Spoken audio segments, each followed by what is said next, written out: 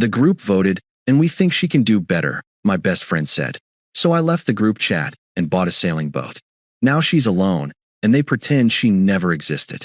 Hey viewers, before we move on to the video, please make sure to subscribe to the channel and hit the like button if you want to see more stories like this.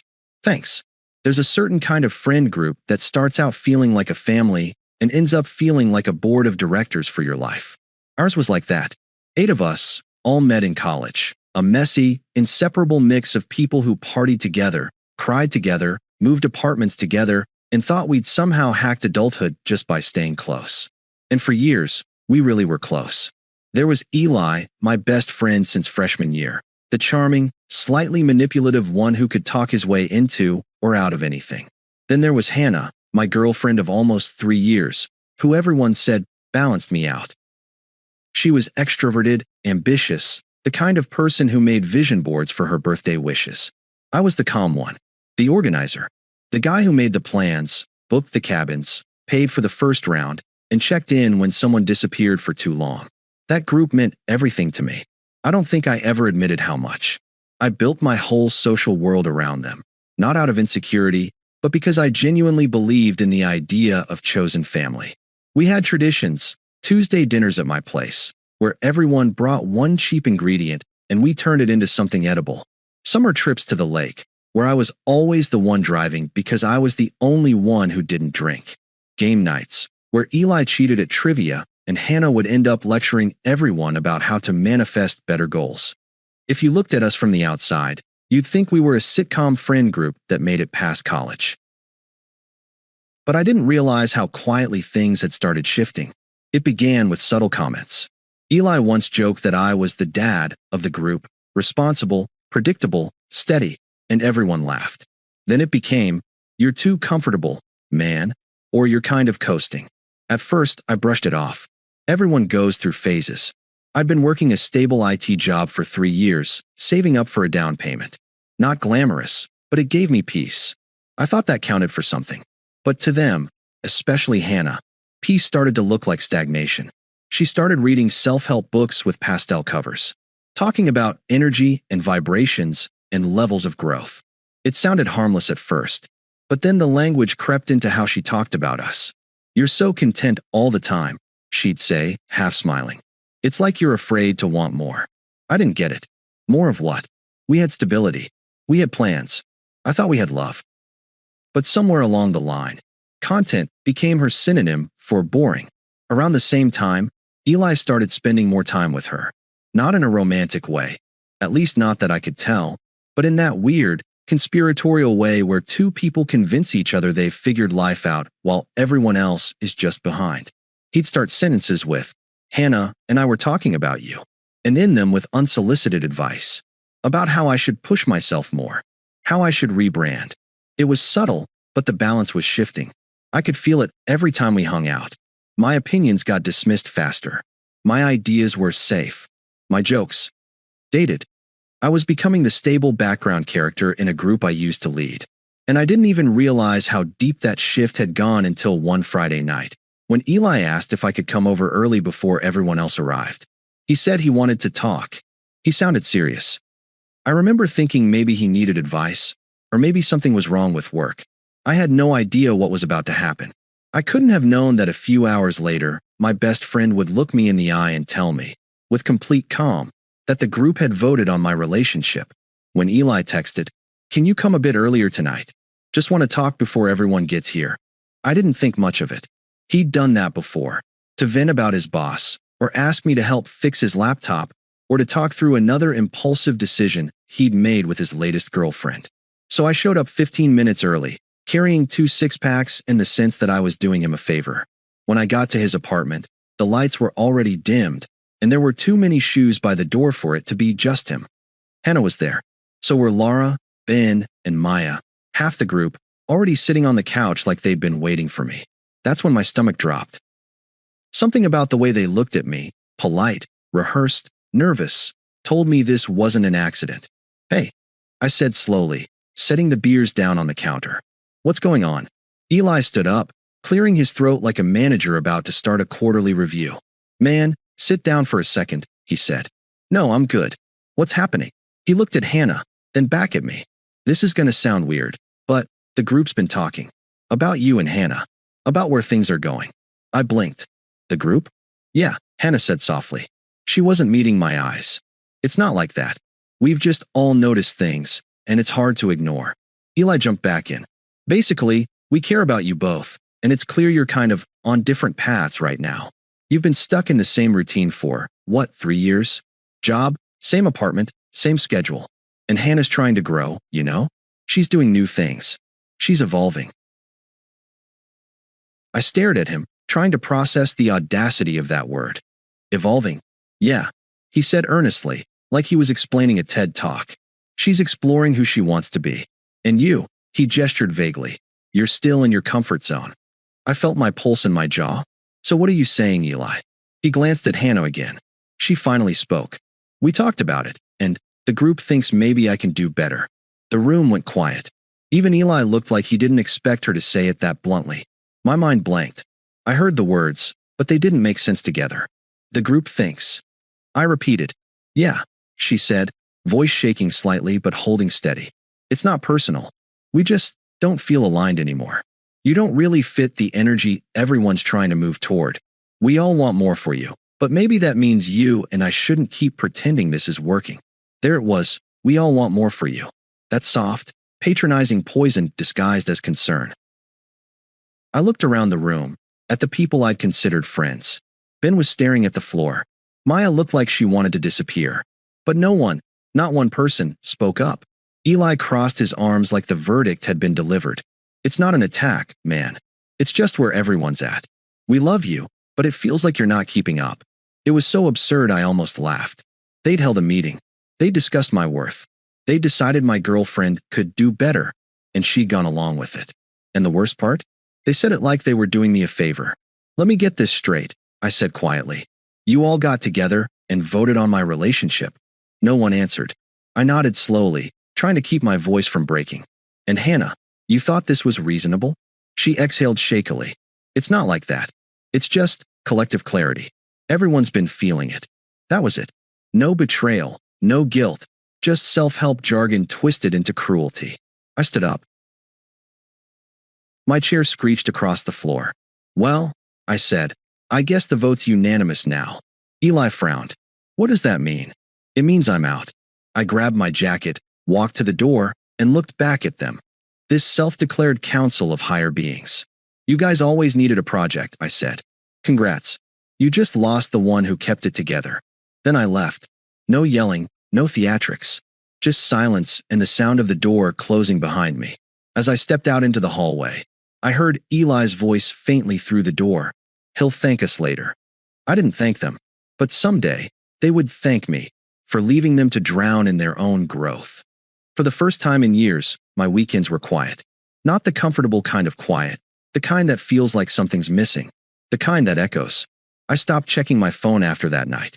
The group chat, once the heartbeat of my week, went silent for me.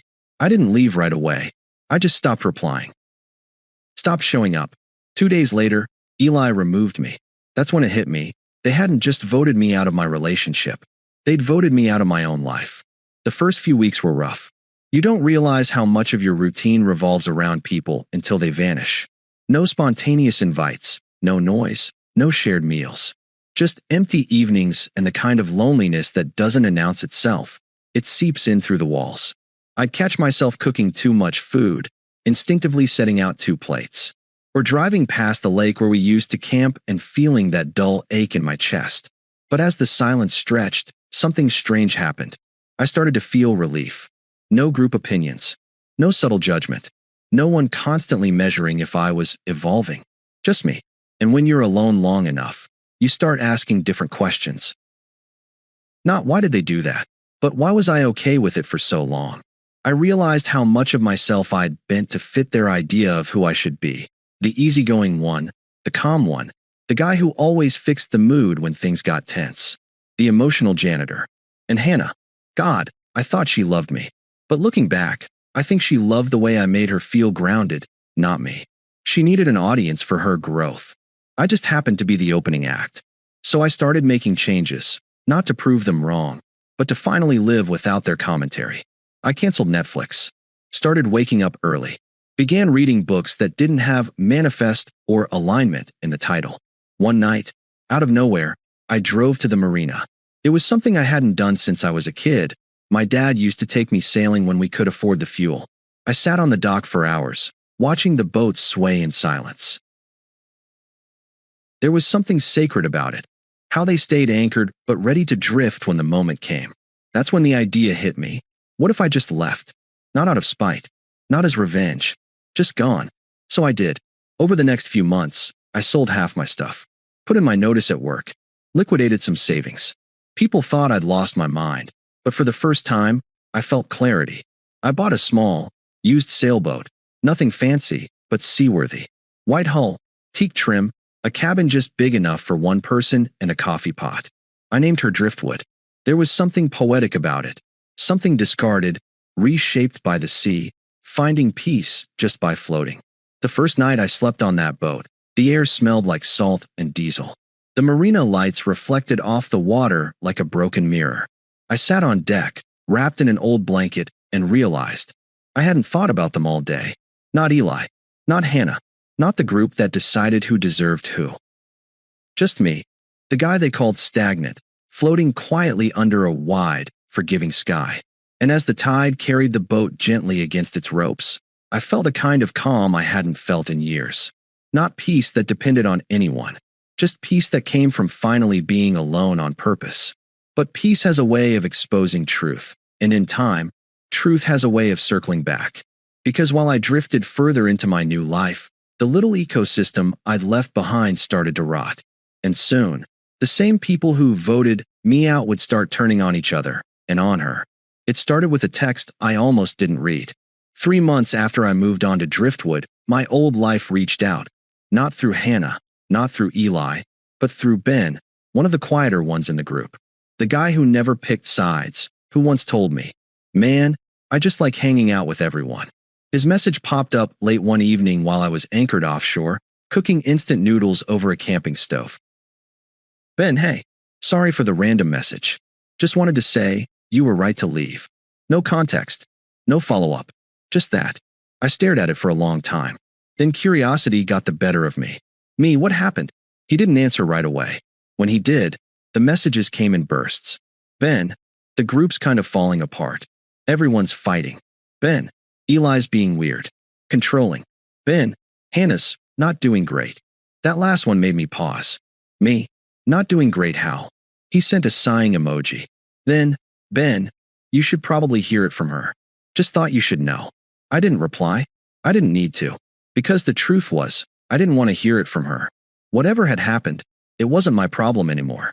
But curiosity is a stubborn thing. Later that night, anchored under a sky full of stars, I opened Instagram for the first time in weeks. Their group had once been everywhere. Constant photos, inside jokes, hashtags about growth, captions like #vibes, #soulfamily. Now, silence. No more group dinners. No lakeside photos. The last picture Hannah had posted was from over a month ago, her at some retreat. The caption a recycled quote about trusting the universe. The comments were half-hearted. No likes from the old group. Then I checked Eli's page. He'd started tagging new people, co-workers, mostly, and posting captions that sounded suspiciously like hers used to. Not everyone's meant to evolve with you. Sometimes you outgrow people who helped you bloom. It was all so recycled it almost made me laugh. That's when I realized what had happened.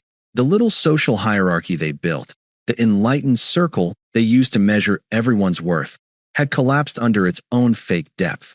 Without me planning things, keeping everyone together, smoothing over egos, they didn't have glue anymore. I didn't feel smug. I didn't even feel vindicated. Just free.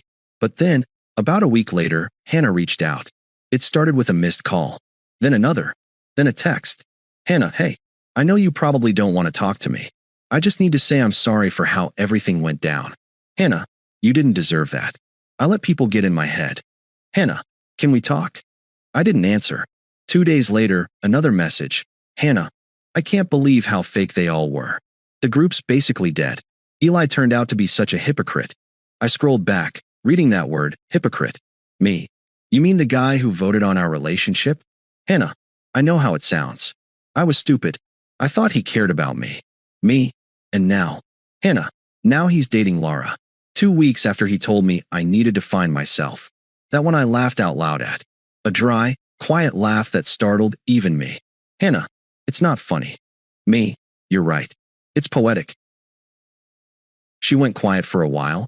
Then, Hannah, I miss you. I really do. I keep thinking about how peaceful you always were. How you just didn't need to prove anything. I read it twice. It wasn't remorse. It was nostalgia for the calm she threw away. I typed back one word. Me. Peaceful's expensive. She didn't get it, but I didn't expect her to. Because peace is expensive. It costs everything that once mattered. But once you've paid for it, no one can take it away. Over the next few weeks, I heard more through whispers. Maya had blocked everyone after some fight at a party. Ben moved away for work. The Soul family disbanded like smoke after a match. And Hannah? She tried to reconnect with herself, which apparently meant posting cryptic stories about healing alone in her apartment. They'd built their whole identity around judging who was growing and who wasn't, and in the end, they'd all outgrown each other. Meanwhile, I was learning to sail solo. Fixing things with my own hands. Watching sunsets that didn't need validation. But peace never stays undisturbed. One evening, as I was docked near a coastal town, Hannah showed up. I didn't even recognize her at first. She looked smaller, drained. Like the energy she used to weaponize had finally turned on her. She was standing on the dock, calling my name like she wasn't sure she wanted me to answer. That was the moment I realized the story wasn't over yet. When I finally disappeared from their orbit, something strange happened. Silence. No more tag memes. No more, bro, can you bring your speaker? Texts. No more, hey, can you drive us? Requests. It was like the static of 1,000 little obligations had been replaced by calm sea air. And as it turned out, silence was underrated. The first few weeks aboard the Edelweiss were awkward. I was clumsy, sunburned, and constantly dropping things overboard. But there was something profoundly liberating about not having to be anyone's glue anymore. No one depended on me to make plans. No one relied on me to smooth over arguments. I didn't realize how much of my energy had been spent holding other people together until I stopped. Meanwhile, I heard things through the grapevine. You'd be amazed how fast news travels even when you're not around to spread it. Apparently, the group tried to keep their old energy going. They organized a few hangouts without me. But when no one volunteered to plan, bring equipment, or even pick a time that worked for everyone, things fell apart fast. Then came the inevitable fractures. Liam and Amber started dating, which pissed off Ethan. Clara called the others toxic. Someone accused someone else of stealing a vape pen at a party. Within 2 months, the entire friend group had splintered into little, bitter factions. And as for Sophie, she became a ghost in her own circle. At first, she was their queen, the one they rallied around. But when people stopped showing up, she started realizing she didn't actually have any friends, just mutual acquaintances who liked the social scene I had built. Without the events, the trips, the shared jokes, there was nothing holding them together. I didn't message her. I didn't watch her stories. I didn't even unfollow. I just stopped caring. Still, one evening in late autumn, when I docked near the coast to refuel and pick up mail, I saw her name pop up in my inbox. Sophie, hey, I heard you're living on a boat now. I'd love to talk. Things didn't go like I thought they would. I stared at the message for a minute. Then I locked my phone, paid for my gas, and went back to the harbor. The sky was the color of melted copper, the sea calm and heavy with mist. I made some tea, leaned against the railing, and thought about how much time I'd wasted chasing people who thought they were the jury of my worth. When the sun finally dipped below the horizon, I smiled. Not bitterly, just quietly, like someone who finally stopped running a race they never signed up for. She wanted closure, validation, maybe even rescue. But I wasn't her philosopher anymore, not her emotional compass. I had given her that peace once. Now it belonged to me. So I poured another cup of tea, raised it to the dark horizon, and whispered, not out of anger, but clarity. You all voted. I just followed your decision and went somewhere better. Then I turned off my phone, let the night settle, and sailed toward the open sea. Thanks for watching. Make sure to subscribe to the channel and hit the like button. What do you think about this story? Share it in the comments.